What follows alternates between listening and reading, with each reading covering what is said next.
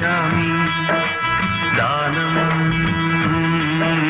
శరణం గచ్ఛామి ధర్మం శరణం గచ్ఛామి దానం శరణం గచ్ఛామి ధర్మం శరణం గచ్ఛామి దానం శరణం గచ్ఛామి ఇంతో అంతో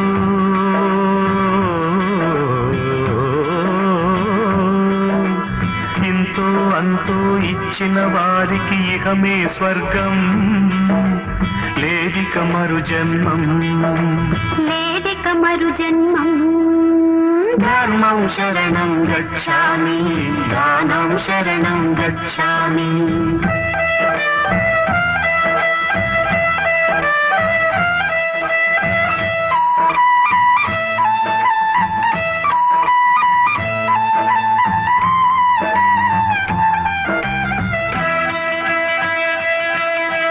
తెల్లవారితే కూడు దక్కక పొద్దు వాలితే గూడు చిక్కక తెల్లవారితే కూడు దక్కక పొద్దు వాలితే గూడు చిక్కక బాధలు మోసే అభాగ్యులం బతుకులు ఈడ్చే అనాథలం అభాగ్యులం అనాథలం అభాగ్యులం అనాథలం ధర్మం శరణం గచ్ఛామి దానం శరణం గచ్ఛామి ధర్మం శరణం గచ్ఛామి దానం శరణం గచ్ఛామి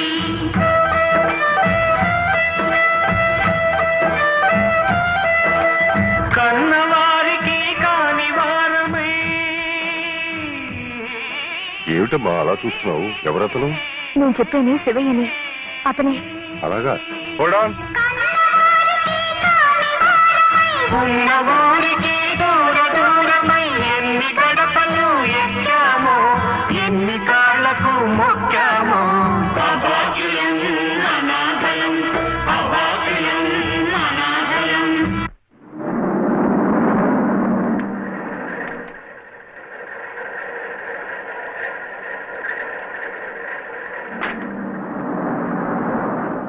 ధర్మం శరణం గచ్ఛామి దానం శరణం గచ్ఛామి ధర్మం శరణం గచ్ఛామి దానం శరణం గచ్ఛామి.